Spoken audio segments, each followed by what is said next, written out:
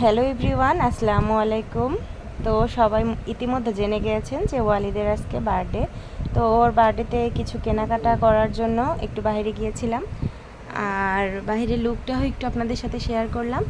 আর এখানে একটা দোকানে গিয়েছিলাম, আর ও এইটা নিব বাবা, এইটা নিব ওইটা নিব, মানে এইটা তো ওইটা নিবে না, ওইটা নিবে তো এইটা নিবে না, মানে এরকম একটা অবস্থা।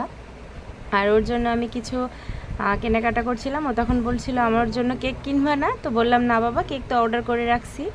আর এইদিকে দেখেন ছোট ভাই বোনেরা কত সুন্দর করে দেয়ালগুলো মানে পরিষ্কার করে সুন্দর করে লেখালেখি করছে, অনেক সুন্দর করে লিখছে।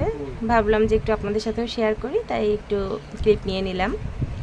আর যেহেতু বাজারে গিয়েছিলাম, আস্তে আস্তে অনেকটাই দেরি হয়ে গেল, আর তারপরে এসে রান্না করব, তাই আজকে রান্না বান্না অনেকটাই দেরি। আর রান্না করার জন্য আজকে এই যে মুরগি রোস্ট করব। মুরগিগুলো আমি এখানে ভাজছিলাম, আর এখানে আমি পেঁয়াজ ব্রেস্তা করে নিলাম। আর এখানে গরুর মাংস রেডি করে রাখছি, গরুর মাংসটাও বসাবো। আর মুরগিগুলো ভাজা হয়ে গেলে মুরগির মশলা টশলা দিয়ে কষিয়ে নিব। আমি কিন্তু এখানে আজকে রোস্টের মশলাটা ইউজ করছি, রাঁধুনির, আর সেই মশলা দিয়েই আমি আজকে রোস্টটা রান্না করব। এই যে মশলা কষানো হয়ে গেলে আমি এখানে মুরগিটা দিয়ে ভালো করে কষিয়ে নিচ্ছিলাম। আর তারপরে এই যে একটু টক দইও দিয়ে একটু দুধ দিয়ে এখানে দিলাম। আর রান্না হয়ে গেলে আমি উপর থেকে একটু পেঁয়াজ ব্রেস্তাও দিয়ে নিচ্ছিলাম।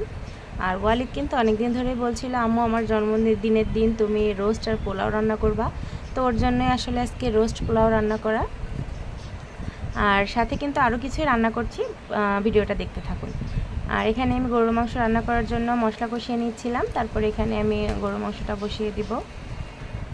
আর তারপরে আমি কিছু ডিম সিদ্ধ করে নিলাম, ডিমের কোরমা খাবে। ওয়াজিদ বলল আম্মু আমার জন্য ডিমের কোরমা করে দিবা। তো এই যে ডিম সিদ্ধ করে এখানে ডিমের কোরমা করছিলাম। ডিমের কোরমা রান্না করা হয়ে গেলে আমি উপর থেকে একটু পেঁয়াজ বেরেস্তা দিয়ে দিলাম।